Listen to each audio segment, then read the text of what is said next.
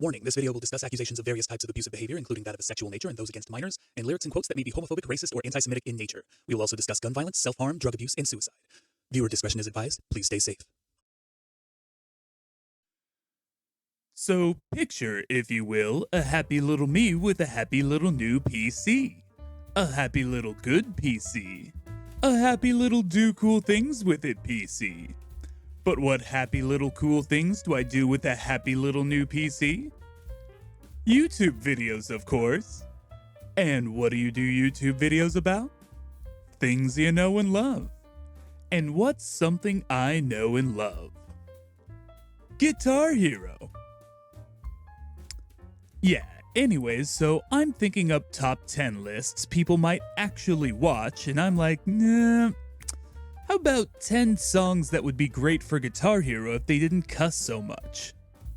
Yeah, so picture, if you will, me Googling up songs for the list. Frank Zappa, naturally. Bloodhound Gang, duh. Mindless Self-Indulgence. Oh, well, I guess that it's fucking over. I was like this fucking close to having a nice time here, too.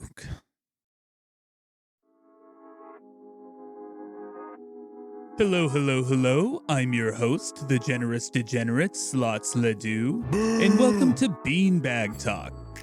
Here we like doing some deep dives into the things that need talking about, so let's hop in big toes first with the controversial topic of the day.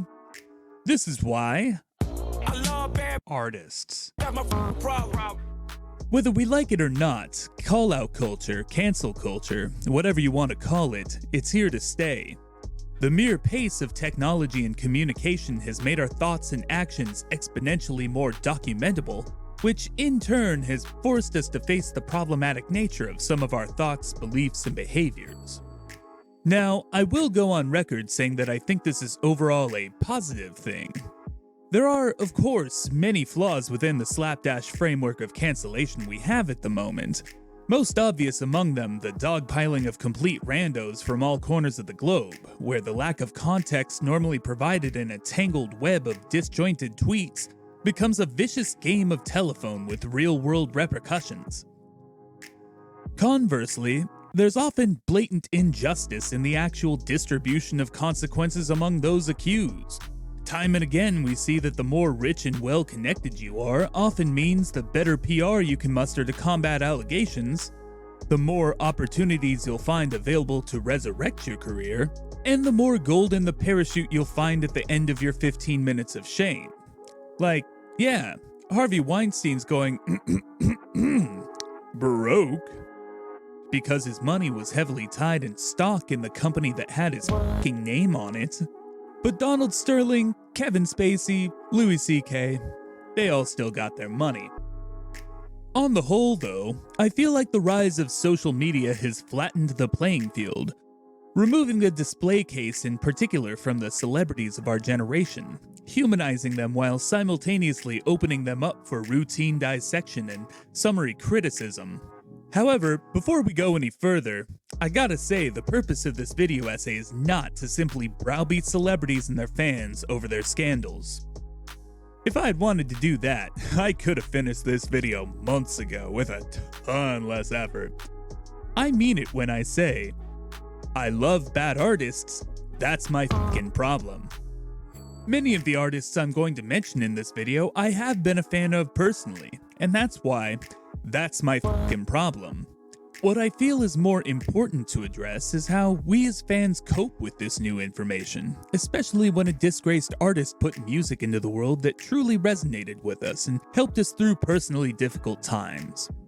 To accomplish this goal, I feel it's best to look at the full spectrum of context surrounding each scenario, including the artist's body of work, their crimes and/or misdeeds, whether alleged or confirmed, and, at times, their reactions to the claims themselves.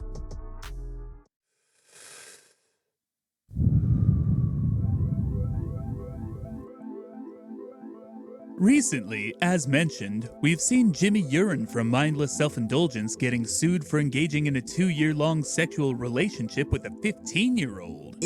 Truth be told, This should have been a huge moment for everyone. Except I think we all, assumed MSI's general subject matter was part of some weird, cringy wannabe meta-humor about the music industry itself. All that was admittedly pretty par for the course in the wild west of what passed for comedy in the internet forums around the era of Bush and 9/11 and Janet Jackson's nipple and shit, but we'll get into that later. For the uninitiated, Mindless Self-Indulgence was a 4-piece rock band from New York City that just put out weird energy into the world from the jump. They first gained notoriety for their cover of Method Man's Bring the Pain, trading out the coldly melodic boom-bap beat and smooth lyrical delivery of the original for a jagged, anxiety-inducing pacing and unnervingly disjointed vocals, complete with white boy N-words that sound so unnatural, you'd swear there's a Z on the end of them. But again, they were smack dab in the middle of a turn of the millennium counterculture angry react to the mass-produced cookie-cutter vibe of pop music at the time. Your average late 90s rock fan had, at best, a contentious relationship with boy bands, pop stars, and pretty much anything else they deemed mainstream. The ever-present rap is crap rally cry was of course kept at the ready if they heard any representative of the genre outside of stuff they recognized like Eminem, ICP, Fred Durst, and I wonder if there's any underlying red flags about that, but we can get into the racial underpinnings of rock music at a later date because we're talking about problematic artists right now, not problematic genres that I absolutely do love. Oh God, what is wrong with me? Anyways, they kept going on tours, wearing crazy clothes and doing crazy things involving their crazy penises. Eventually, they leveled up from their first album being practically self-released on their record label Uppity Cracker, to their second album being released on much more mainstream Elektra Records. Despite the overall vibe of the album being more like a racquetball launched out of cannon, with many tracks proudly timing out around the 2-minute mark or below, things were looking up for Slim Jim Piss on the Rim and the gang. The lyrics on the second album were at the very least trying to pass as purposefully offensive, with such choice selections as I'll show you how official check me off, to pretty much the entirety of the song. Ooh, I'm not even gonna pretend to say that. To Clarissa sounding like it's a weird, enraged sex fantasy from the point of view of Ferguson from Clarissa Explains It All, and look, if all this doesn't sound viable for the mainstream, it at least beat the first album that had the N-word in a whole 6 fucking tracks on it. I guess they considered it progress until their live album Alienating Our Audience in 2002, where they released the song Panty Shot, which had been on demos as far back as 1997, right before track 7 named, oh, looky what a shocker, their favorite word. Look, I know that it's just a clip of Lenny Bruce stand-up where the point he's trying to make is that the only power that racial slurs and censor-worthy words have over us is the power we give to them. I mean, after rifling off pretty much every slur in the book at the time. Unfortunately, it's an incredibly outdated perspective that is proven pretty useless when dog whistle words like urban and ghetto produce a similar derogatory effect despite not being outright slurs. And particularly when they're heavily utilized by people in positions of power as a means to reinforce systemic oppression. Also, it's worth pointing out that most of the clamoring for acceptance of white people saying the N-word is from white people themselves, for the mere purpose of furthering their endeavors of being allowed to do literally whatever they want, free from even minor criticism. Also, minor criticism? I think that's what we're doing with Jimmy Urine here. Essentially, what are you actually saying here besides trying to it's just a joke your way out of being an ignorant piece of shit, Jimmy? Jesus. So, here's the deal. The man literally did write a song about seeing a 5-year-old's panties. Yes, I unfortunately did read the lyrics recently, and yes, they definitely do get worse from there. Oh god, my eyes. I'm not going to show them here because I'd like to keep you all from clawing your own eyes out of your skull.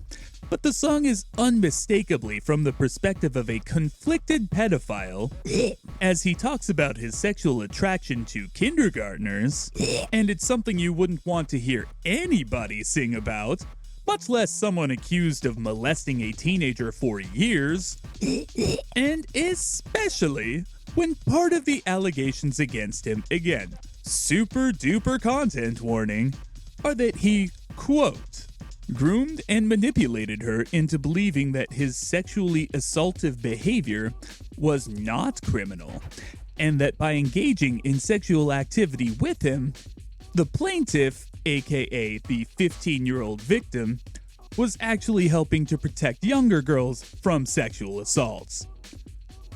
All this from a man who sings about sexualizing 5-year-olds.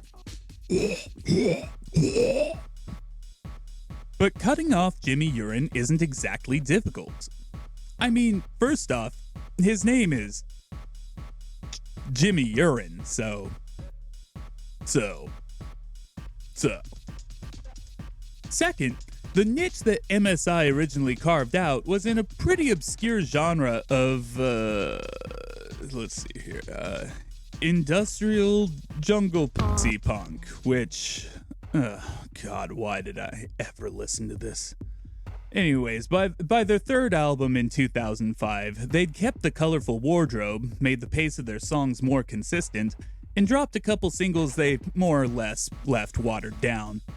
They didn't have quite the erratic offensive edge that earned them their notoriety, but they did introduce the R word to their vocabulary, while bringing back their favoriteest word in the whole racist dictionary. The fourth album did, okay, but it was clear at that point they got basically one hit per album that scratched the bottom of TRL's video playlist for a spare minute, while the rest of the tracks tried in vain to catch the zany antics of 4 middle schoolers playing the penis game in the back of their math class. By the fifth album, they were purely passé, and outside of a terrible solo album by PP Goth Stockings himself, they've mostly faded into millennial obscurity. So, as far as their legacy is concerned, have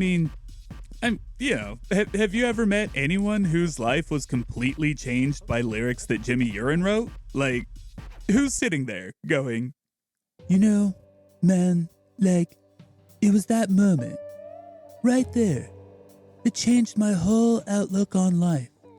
Made me look at things positive, Like, right when he said, bitches love me cause they know that I can fuck. And bitches love me cause they know that I'm on time. Throughout the projects, man. Simply put, it's not like Jimmy Urine, our patron saint of crust punk pedos, was a philosopher or wrote the kind of songs that helped people through difficult time in their lives. I mean, really, the song It Gets Worse, it makes difficult times worse. Like, no shit. It literally tells you you're going to die alone. No shit. Canceling Jimmy Urine ultimately is a pretty easy decision. One that's indeed made easier in retrospect by all those fucking N-words and F-words and R-words. Jimmy. Jesus.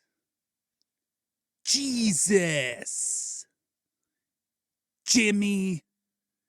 Like, there's not even a reason for it, even with the twisted logic of, Method Man let me do it on Bring the Pain, or we were young and dumb and trying to be edgy and controversial on those songs on Tight.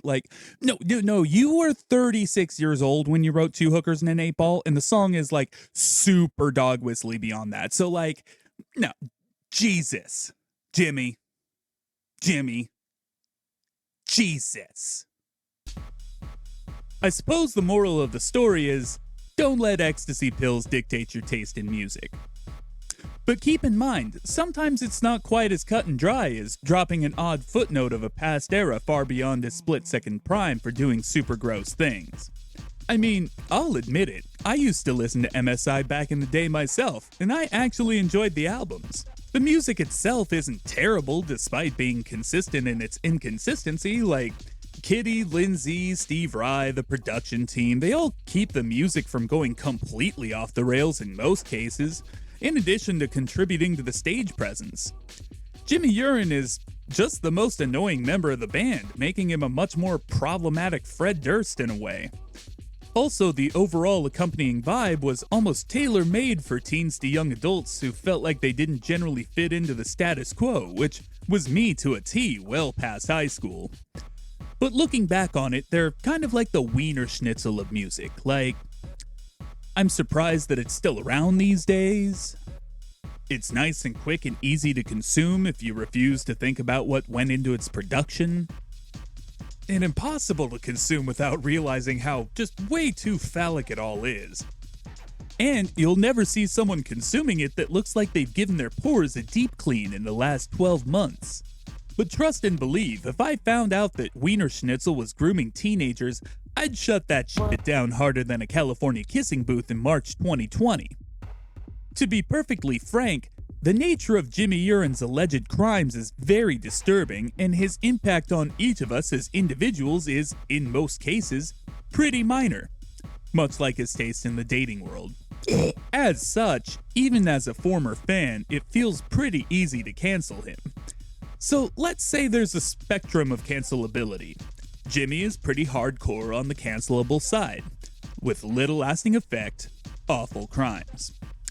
Perhaps we'll try another case, someone who's a little bit more resilient to the dreaded cancellation. Maybe someone like the artist formerly known as Kanye West. King Yeezy. The man now known as Ye has proven his influence is undeniable. He may be treated mostly as a punchline these days, but let's not undersell him here. There are more internet articles, YouTube videos, and tweets about Ye's marriage, clothes, music videos, SNL appearances, etc. than there are awkward foot massages from teenage interns on Dustin Hoffman's conscience. But that's a whole other thing. For real though, last year's release, Donda 1, was his 10th #1 album on the Billboard Top 200, a feat only matched by one other person. Wow. Really? Well, I guess. Okay, whatever. This year's release, Donda 2, didn't get the chance to threaten that legacy by releasing only with STEM Player software, which at least claims to have a noble cause rooted in that decision, but it unfortunately only ended up knocking Avril Lavigne off the top of the most pirated album charts. Beyond that, everybody still wants to work with him. Featured on Donda 1 were The Weeknd, Travis Scott, Lil Yachty, Tyler the Creator, etc. And Donda 2 has Future, Migos, Jack Harlow, Alicia Keys, etc. again. Pretty much, it looks like people were calling him up trying to get on these albums. Like, the uncredited feature pages read like, now that's what I call 2021. Even in the fashion world, his Yeezy shoe brand with Adidas is worth a couple billion, and he's partnering with Gap and Balenciaga to become the strangest of bedfellows in a wild, unprecedented threesome that's expected to drop a fashion line later this year. I mean, the dude moves numbers, that's all I'm saying. And yet, there's always the underlying tongue-in-cheek quality of his success, like, he has such grandiose accomplishments despite his breakdowns. His actions were not always met with outright disapproval, but they were always very fucking extra. Like, occasionally he has a point, but he goes about it in such the wrong way that it makes it difficult to empathize. Except for the whole Katrina relief rant. George Bush doesn't care about black people. Even if it gave fellow Gemini Mike Myers a heart attack, no notes, 100%. Go Kanye, it's your birth, yay. But was it ever really worthy of getting him canceled? Sure, at times he came across as unbalanced. Hey, Brock, Daisy, I know you got killers. Please don't send them out my head. Misguided. But Beyonce had one of the best videos of all time. One of the best videos. Narcissistic? If I don't win, the award show loses credibility. And or just plain wrong. We have to deal with the marginalization that's come from the 400 years of slavery that you said for our people was a choice. And it could have been argued that his thoughts, beliefs, and behaviors could be harmful overall in different ways. For instance, did you know that he brought conservative political commentator, god-awful troll, and best thing to ever happen to Ben Shapiro and Charlie Kirk? Does God, have a crush on us or something? She's got to know that we're watching. Candace Owens with him to TMZ HQ that day? It may seem innocuous at first, but some of the things she says, basically juxtaposing old racist narratives next to a fresh face of color, are viewed as incredibly harmful to the progression of people of color in America, so yeah, he was prone to bad moves. But still, in his defense, for so long there wasn't really abusive behavior from the Yeez man himself, and until we saw that for ourselves, if he wasn't dangerous to himself and others, we really didn't have any right to stop him.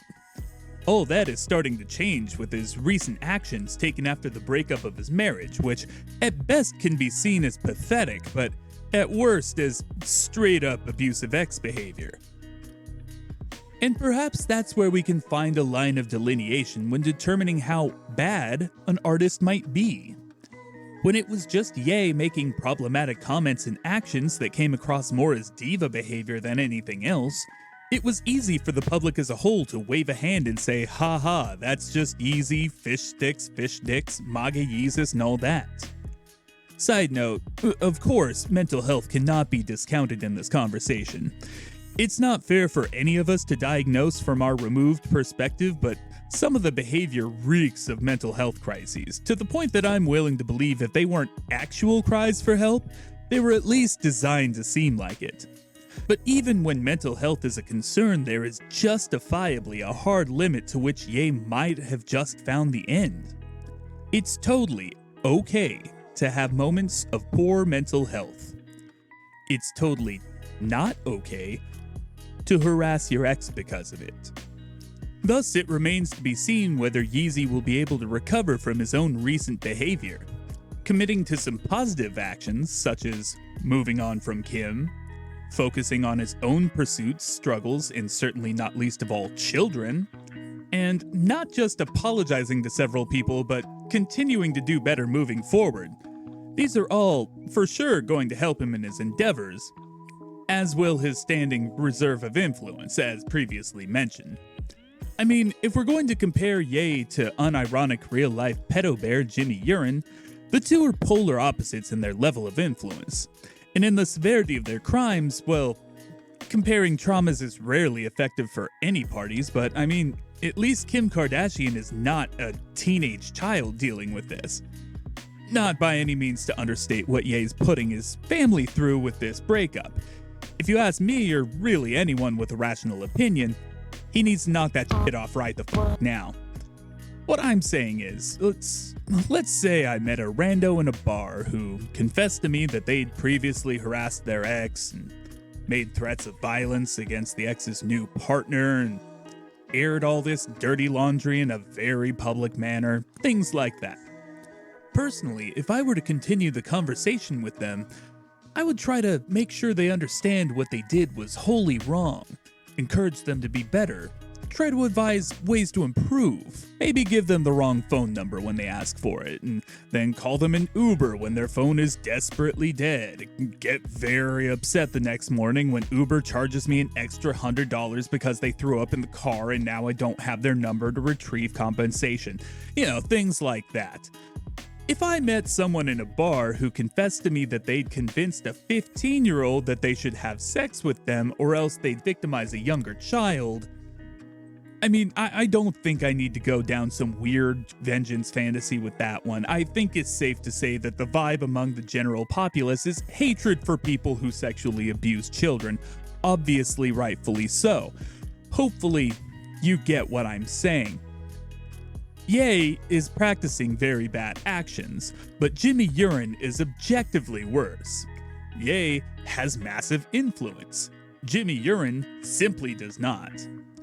What does not help Yeezus is showing up for his album release last year at Soldier Field in Chicago with a couple of Debbie Double Downers that got a very deserved WTF from the crowd. First off, from the Twitter's Most Wanted crowd joining Ayo for Yay Oh No was prominent chart-topping rap star DaBaby. DaBaby! Oh, yeah. Sorry about that. She hasn't quite gotten over the whole thing yet. DaBaby! You should see her when that Dua Lipa song plays. I know, babe. I'm sorry. It's gonna be okay. DaBaby. Yeah, she'll be fine. Anyways, DaBaby! has fallen from favor since he spoke to the crowd before performing a single at the Rolling Loud Festival in Miami last year, where he said, "You didn't show up today with HIV, AIDS, any of them deadly sexually transmitted diseases that'll make you die in 2-3 weeks. Put a cell phone light in the air. Lady, if your pussy smell like water, put a cell phone light in the air. Fellas, Lights up. fellas, if you ain't sucking in the parking lot, put your cell phone lights in Let's the be air. real about this shit. Yeah, keep it fucking real. Some of y'all niggas suspect as a motherfucker. Let's be real. which were all really just dumb as shit things to say out loud on stage after the invention of camera phones for so many reasons. And when his Instagram video response came out, anything resembling an apology was noticeably absent. But before we get deep into it, I do need to point out that there's absolutely a difference between what DaBaby! has said about his controversial comments and what other people supposedly on his behalf have shouted on the periphery of the conversation.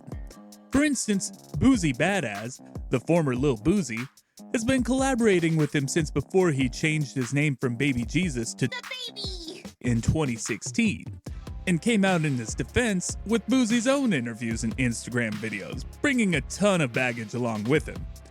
Some of the controversies had to do with his ignorant comments on LGBTQ issues, and some, well, yeah, let's just say that some of them dig a little bit deeper into the dumpster fire. And then T.I. came out to defend DaBaby! but only ended up with some tried and true homophobic dog whistles. You know the ones, like claiming that when it comes to queer artists, specifically he named Lil Nas X and Frank Ocean, that their mere presence in the mainstream is equivalent to and as fair as the shitty commentary from heterosexuals that await them. That it's no hate when he basically has a don't ask, don't tell policy about gay men presenting themselves as such in public. And of course, he just had to finish off flying that most familiar of fear-mongering flags. Oh, won't somebody please think of the children? To which I simply reply, well, Tip, let's ask that question. What about the children? Oh yeah, that's probably not a good time for that then. So, to be fair to Baby Jesus himself, in his own candor on his Rolling Loud comments, he did not criticize any particular person's behavior, nor has he indicated that his comments were responding to gay musicians on the scene, particularly the modern-day elephant in the room whenever homophobic backlash to pop culture is referenced these days, Lil Nas X. It's entirely possible that he was an inspiration for the Rolling Loud rant, but since DaBaby! previously collaborated on the Panini remix with Nas X and has since neither name-dropped nor even alluded to him in any subsequent comments, I think it's only fair to take Baby Jesus at his word and leave the recent rise of queer artists in hip-hop on the back burner for just a minute. To be perfectly honest, I don't think dissecting his Rolling Loud comments themselves is really the answer. If you listen to his Insta video after, there's definitely a difference between the responses of Boozy, T.I., and DaBaby! Boozy has a clear level of discomfort discussing the topic, getting more and more visibly aggressive in the process, to the point of making physical threats. T.I. adopts a more sweepingly condescending tone, talking down to gay people like they should appreciate his dismissiveness over their simple right to exist in public. DaBaby! Falls distinctly short of both of them, saving his annoyed tone for internet critics and not even internet critic culture in general, not PC police or keyboard warriors. In truth, the only people he addresses are people who are commenting on the show having not been there. He mentions his gay fans, even ones in the crowd that night, and although it certainly achieves the tokenization effect, it still somehow seems not to be its direct intention. The central message he keeps returning to is, Man, that wasn't for y'all. Shit don't concern y'all. Shit concern the niggas that was there. Gay or straight or both. coming back to that back burner, it's worth pointing out that Da baby. exists in an era of hip-hop that's increasingly defined by artists who break out of the reliable decades-old mold of the heterosexual tough guy rapper, a mold that Baby Jesus unfortunately fits very well. He doesn't always. I mean, he had that pensive intro track on Kirk, just like DMX had that song about his grandma. I mean, no disrespect by that either. It's okay for any artist to flip the script to express their more vulnerable selves. I only mean that in traditional fashion, his main style was bravado, sometimes even to the point of intentional comedy, but he commonly dropped into that more introspective perspective, even on collaborations. He sold the machismo, but truly felt the demons, and articulated both of them incredibly well. I mean, Da baby. clearly still feels lingering effects from several sobering events from only the past few years, including the death of his father right before topping the Billboard charts, the self-defense killing of an armed 19-year-old robbing him and his family in a Walmart, and his brother's suicide. He even came upon the very precipice of pointing out the root issue himself in his follow-up video Lonely, soon after the Rolling Loud controversy.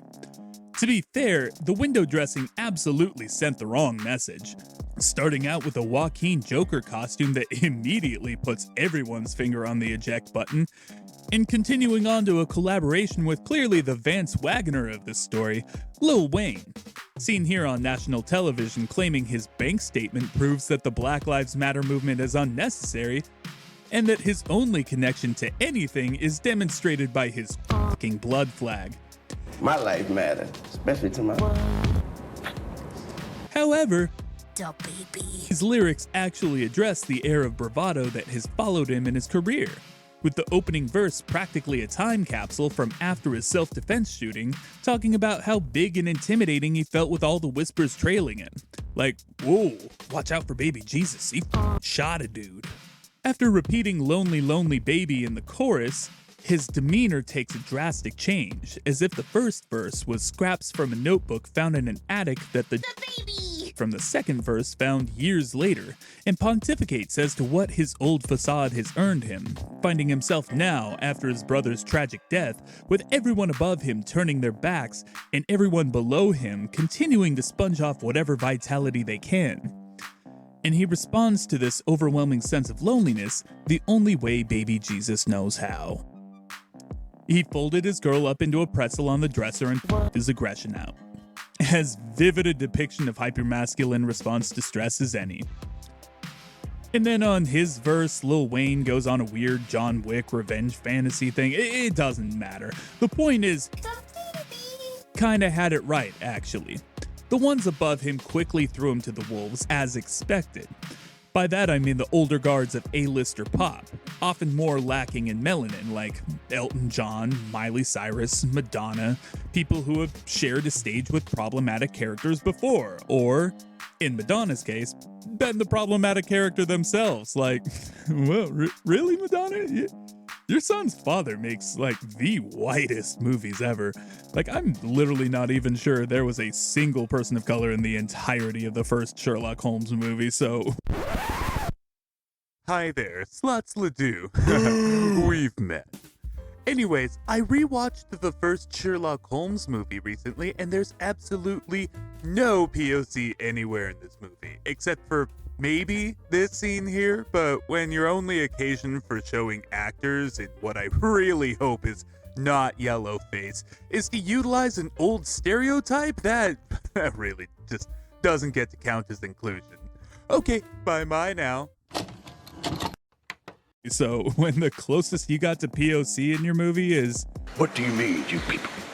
What do you mean, you people? Yeah, not the point. Okay, moving on. Below...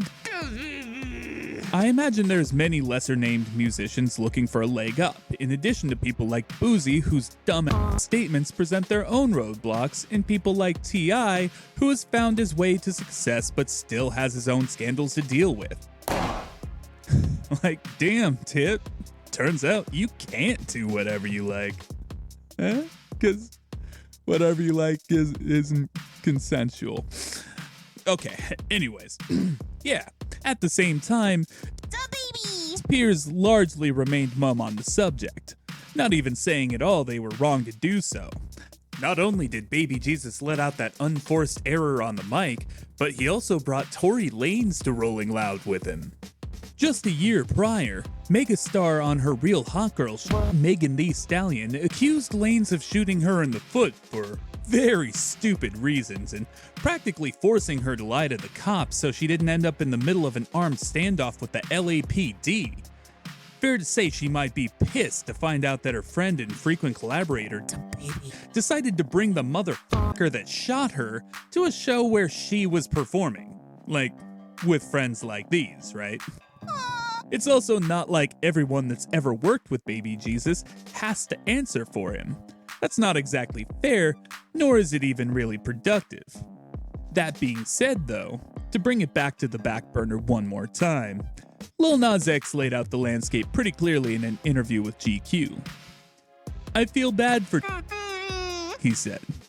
"I hope he grows from it. I hope he's able to. But I don't know.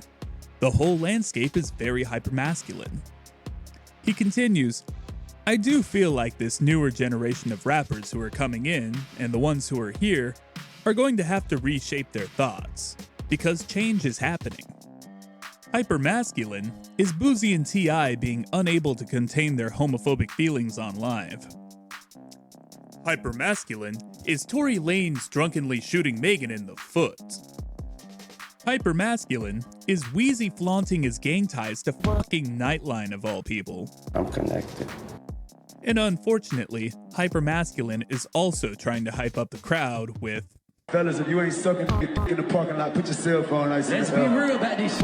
And it kind of sounds from his journey since Rolling Loud which route he's taking. He shows up with Ye at Soldier Field. He dresses up as Joaquin Phoenix in the Lonely video with Wheezy Bobeezy Fee Fi Fo Feezy. He releases the video for Giving What It's Supposed to Give that has the double down line, "We like AIDS, I'm on your ass, we on your ass, bitch, we won't go away," but ends the video with "Don't fight hate with hate anyways." I mean, he gets trash thrown at him when he shows up unexpectedly at Rolling Loud, California later that year to a crowd that was expecting Future, but then wins them over anyways. And then he tries to drunkenly kiss an unwilling fan, throws a punch at a rapper that he signed to his own label, and new video comes out showing that maybe that shooting at Walmart wasn't as self-defense as he claimed. It certainly shouldn't be lost on anyone what type of people were standing up for DaBaby, even if their motivations and arguments are stupid and f***ed up. It also shouldn't be lost on anyone that catering to a particularly un-PC crowd that really doesn't mind what bullshit flies out of your mouth as long as you feed the beast occasionally is tragically the easier and more financially reliable route, to the true detriment of our progression as a society. And so, if it comes down to it, between being the pop star that hobnobs with the red carpet crowd but has to watch his mouth, and being Baby Jesus, the hard-nosed hypermasculine rapper that can say whatever he wants, well, That ain't the baby, that's my baby. thus the answer to the question is up to you. His songs that get deep into his struggles have touched many fans. His talent is truly undeniable, and personally, I don't see him saying any more homophobic shit anytime soon. Even though he got kicked off a couple shows in that Dua Lipa remix, he's still collabing with fairly heavy hitters like 21 Savage and netting million-plus listens on his Spotify singles. It seems like the work is coming in, that he's about as prolific as ever, and guess where he's going to be in July this year? So I guess either no bridges were burnt or no lessons were learned. But ultimately, I suppose the decision on DaBaby is somewhat a referendum on the evolution of hip-hop itself. Eventually, stuff like the Rolling Loud rant, even the overall hypermasculine vibe itself is going to fade from hip-hop, just like the glorification of pimping is now mostly a relic of the past. It's just going to be a matter of how long it takes, and I'm sure that Baby Jesus is gonna make his money in the meantime. Again, in the grand scheme of things, even though he might not be quite as A-list as he was when he got on that Dua Lipa remix, the lack of personal animus in his behavior since then, and his talent in standing in the scene, is probably going to carry him through this. If he can manage to quit tripping over his own dick in the meantime. Jonathan. Jesus. Perhaps you see him as just a reflection of the hypermasculinity inherent in many sectors of not just hip-hop but society itself for generations. Perhaps you see him as more of an active participant in it. It's a topic I've been debating with myself the entire time I've been writing this script. At the end of the day, if his Rolling Loud comments and lack of a real apology afterward, or at least one that he didn't end up deleting later, if that crosses a line for you to the point that you can no longer listen to a track with The baby. on it without groaning out loud, that's completely up to you, and I totally get it, because I've definitely been there. Going back to that day at Soldier Field, it wasn't just Baby Jesus and Baby Yeezus out there. Leading the orchestra in their rendition of the Curb Your Enthusiasm theme song as he came out, Marilyn... Oh, sorry for the unrelated photo of Pugsley Adams if he ended up with all the Uncle Fester genes. Marilyn Slamson Manson has been accused by several women of severely abusive behavior. Things that he obviously did. It's honestly just really silly for him to even try to deny the accusations, considering he does that thing of being so blatantly obvious about doing what you're accused of that you get away with pretending you're not actually doing it. Like, how are you gonna say, oh no, I didn't go on violent drug binges, when you make music videos about going on crazy drug binges? How are you gonna say, no, I didn't imprison women, when you bragged in interviews that you have a soundproof chamber in which to imprison people that you gleefully named the Bad Girl Room? How are you gonna say, no, I didn't have non-consensual sex with Evan Rachel Wood, when you had a completely unnecessary sex scene between yourself, at the time a 38-year-old man, and your 19-year-old girlfriend in a video for a single on the downhill of your career that clearly repeatedly referenced Vladimir Nabokov's Lolita, and then giggle about how realistic it seemed in such obviously wink and nod fashion in subsequent interviews when she made it clear it was supposed to be simulated? How you gonna say, no, I never made any woman fearful for her life, when you have physically abused your bandmates, sometimes in public, and even told Spin Magazine that you have, quote, fantasies every day about smashing Evan Rachel Wood's skull in with a sledgehammer? And how in the living fuck do you do a whole Finding Jesus redemption tour thing with the former Mr. Kim Kardashian West and Justin Bieber, aka Pete Davidson without the self-awareness, when your attorney continues to deny that you ever did anything wrong? Like, humble yourself before God, indeed, but humble yourself before the Fifth Amendment in a court of law. Am I right there? Not topic? There's also multitudes of ex-coworkers, past bandmates, former friends, etc. who have come out and confirmed that they've witnessed abuse themselves. And perhaps I have to admit some bias here, but I just feel that when you've run out of fingers on both hands to count the numerous women who are willing to testify that you assaulted them, I can't help but feel you obviously have done several things very, very wrong. Maybe that's just me. Also, unrelated, but let's take a moment to warn any woman that is a masseuse in the Cleveland area to be fairly selective with their clients. No reason for this. I just feel it might be a good idea in the coming year. So frankly, when Marilyn I'm the trash man son tries to pass it off like a dozen of his exes just happened to maliciously connect every problematic dot that he plotted himself out of his own mouth over the course of 25 years, and that they were just waiting until the very twilight of his career to try to siphon off whatever dregs of clout he had left in the tank, it's not only incredibly narcissistic of him, it's also insulting to our intelligence. With that said, in this vein, Marilyn Manson feels very similar to America's worst prom date, Jimmy Urine, in that, like, yeah, this guy, right? Like, once again, truth be told, this should have been a huge no shit moment for everyone. Except I think we all, assumed Manson's general subject matter was part of some weird cringy fucking wannabe rebellion against conservative censorship policies and hypocritical public figures that take the name of Christianity itself in vain in order to abuse power.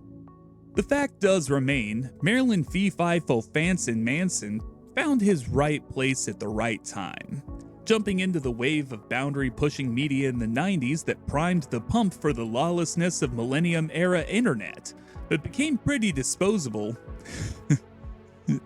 You get it? Disposable? Cause he had that song, Disposable Teens. Anyways, he became pretty disposable, much in the same way a medieval army ditches the battering ram as soon as they've breached the castle gates. Sure, he still puts out the occasional album to very little fanfare, but outside of the odd TV or film cameo and getting to work with Kanye West, that's yay, Patrick. More because of the recent allegations than despite them, it's fair to consider him washed up and ripe for chucking straight in the dumpster. But here's the unfortunate difference between Marilyn Cancelson Manselson and Jimmy P. Freely. The P stands for public urination. I actually really liked Marilyn Manson. I listened to Mindless Self-Indulgence off and on, and I've enjoyed quite a few Ye and songs, but am definitely more a casual fan of each with a couple hits that stay in my playlist. But with Marilyn Bryan Cranston Manson, I went a bit off the deep end. I bought the albums, I frequented a forum specifically for fans of the band, I downloaded all the B-sides and live versions I could find from Kazaa to Pirate Bay, I learned the names of the many bandmates who got sick of working with him, I even got a tattoo representing my favorite song of theirs, which was the first song I learned to play on my bass guitar, a bass that I ended up playing in bands and shit. Like, Marilyn motherfucking Manson was an influence upon me. That's my fucking problem. So let me reiterate here.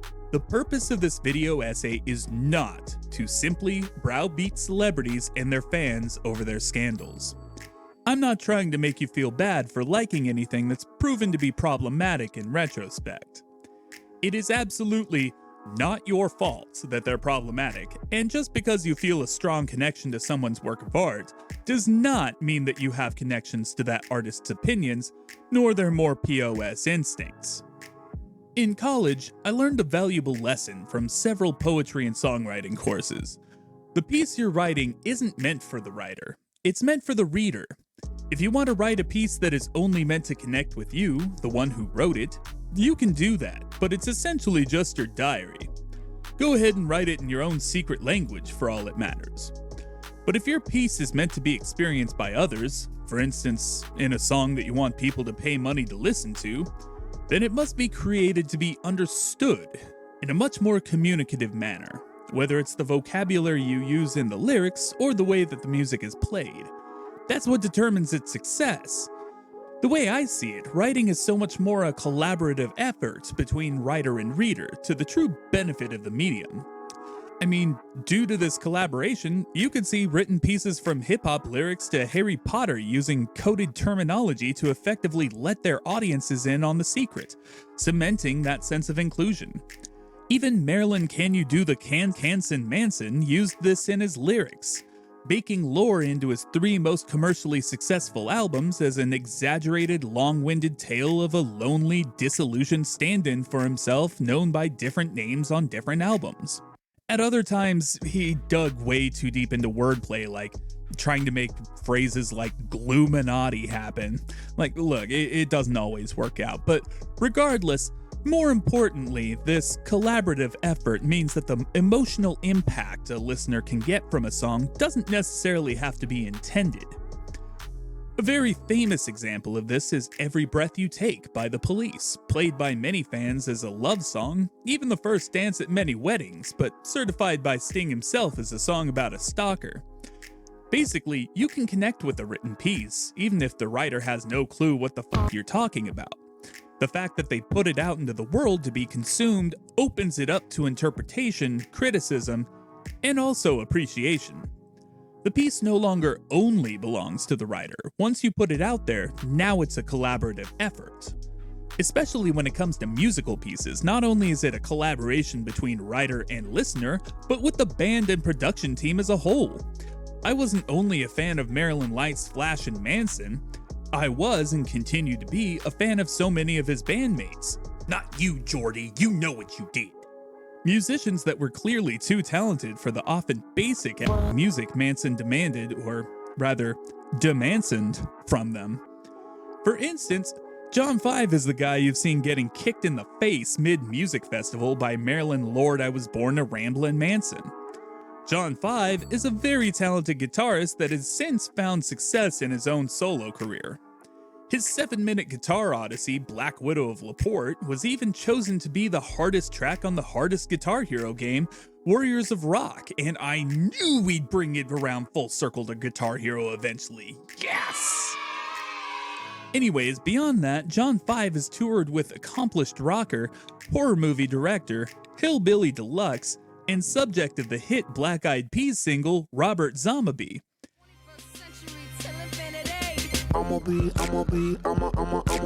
Even bringing along fellow Manson refugee, reliable AF drummer Kenny Wilson, aka Ginger Fish. Spoiler, since they left Manson's band, neither of them have been physically assaulted. Good for these talented musicians that deserved so much more. At the same time, the entertainment industry and even the mere concept of celebrity itself has proven fantastic at wallpapering over monsters and criminals, preserving reputations that deserve to be dragged through the mud. Ocean Spray Marilyn Cranston was abusing these women for years, several of them documenting the very depressingly numerous times they shot desperate glances at tour handlers that simply shrugged in reply and left them alone in hotel rooms with a dangerously intoxicated and very aggressive Manson. Before that, there was his old bassist and bestie Jordy White, seen here with Marilyn Richard Branson Manson, about to shop at Hot Topic ironically but also unironically at the same time. Jordy was accused by ex-girlfriend, former friend of Manson himself, and my favorite musician, Jessica Adams, of just a bunch of different types of abuse. Like, wow, he just checked all the boxes on that one. And despite telling her label this, they still convinced her to not only stay quiet for fear of being blackballed by tour promoters, but also convincing her and her excellent band Jack Off Jill to go on tour with Marilyn fucking Manson, including Jordy White as the bassist, who they knew to be her abuser. Just Jesus fucking Christ. Combating this reality, one of the most obvious consequences of cancellation is trying to disrupt the livelihood of someone who's problematic. At its most noble, the reasoning is that to give your money to someone gives them more power, and some people have proven that given the opportunity, they'll abuse that power, even if it's just by giving a platform to attitudes that lead to the dehumanization or even violence against vulnerable groups of people in society. Thus, boycotting these people, or even just spreading the word to their fandom to harsh the glow on them a bit and make their brand that much less valuable, can at the very least amount to the old vote with your dollar mantra emblazoned on the flag capitalists have flown from the beginning. You see it all the time with Roseanne, John Gruden, J.K. Rowling, etc. Conversely, the least noble reasoning behind cancellation is old-fashioned revenge with a dash of virtue signaling, but we're not here for that. Indeed, the more people continue to consume the product of problematic artists, the more those artists are encouraged to continue, and the more emboldened they feel to carry on the way they have. And not just the problematic artists themselves, but the industry behind them that continue to profit off those that act in bad faith. Literally anybody. Like, there's even talk from Bill Cosby's spokesperson of returning to the stand-up stage. Bill Cosby, seen here responding to dozens of women's accusations of drugging and sexually assaulting them with a 50-year-old cartoon catchphrase.